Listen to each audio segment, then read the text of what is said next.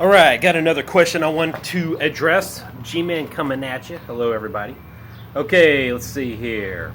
Uh, Remember this Bible verse you learned as a child? For all have sinned and fallen short of the glory of God. Romans 3:23. I know that the Bible says that being gay is a sin, but the same Bible also says that eating a pig is a sin, and also says to honor thy father and mother, and not to tell them a lie, and many things that everyone does on a constant basis. Okay, so anyways, so let me just address the pig. The Bible says being gay is a sin, and the Bible says that eating a pig is a sin. The Bible says that eating a pig, eating a pig isn't a sin. So that's actually more of a dispensational situation. However, eating a pig is not good. It's still not healthy. You don't want to eat a pig. It's got health implications that I don't like eating pork because of the health implications. And the way that I had it explained to me one time, you can kill the pig. You can kill the bacteria within the pig. But that bacteria that you killed within the pig has its own digestive tract and its own system working inside of it. And you can't kill what's in that bacteria. And so that bacteria can get into you. That bacteria that is inside of the parasites that live within the pig can still get into you and cause problems. And it doesn't matter how hot it gets. We don't have temperatures that are hot enough to cook the food and destroy all and kill all of that without actually destroying the food itself. So, and of course you can cook it till it's hot enough, but it will destroy the food and make it unedible. That's the way I heard it put to me one time. Let's see here. But the same Bible also says that eating a pig is a sin. So it's a dispensational issue. Being gay or homosexual, that's something that's carried over into the age of the church. And it's something that we should not tolerate. Oh my gosh, that's my phone. Okay, but it's something that we should not tolerate. So, yeah. Okay, let's see here. And many things everyone does on a constant basis. Also, who did Jesus spend his time with? He did not spend his time with holy people. He spent his time with sinners. Everyone sins. Get over your high horse. Okay, so everybody sins. And Jesus spent time with sinners. Now, there's a little bit... There is one issue. A person who is a sinner,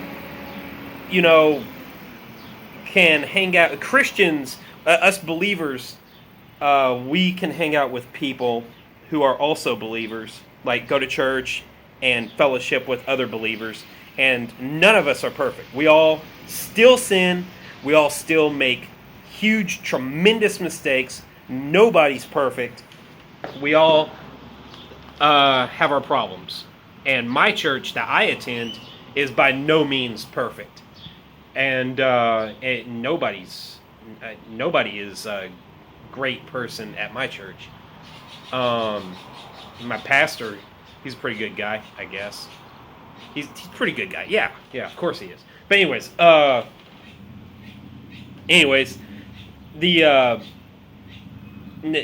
nobody's perfect. And he says, get off your high horse, holy people. Jesus spent his time with sinners. And also, us versus Jesus. We are not Jesus.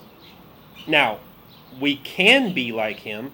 We can go into a situation where there's a lot of people sinning purposely, and we can,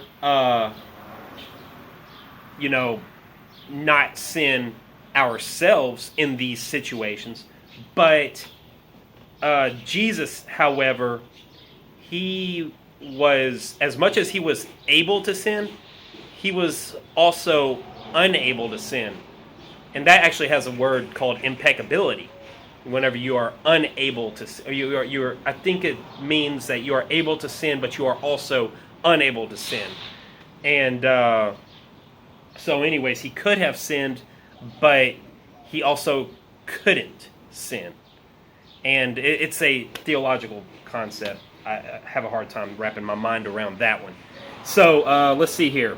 Okay, and then another person says, you talked a lot of living a true Christian life. I assume that means following Jesus' teachings.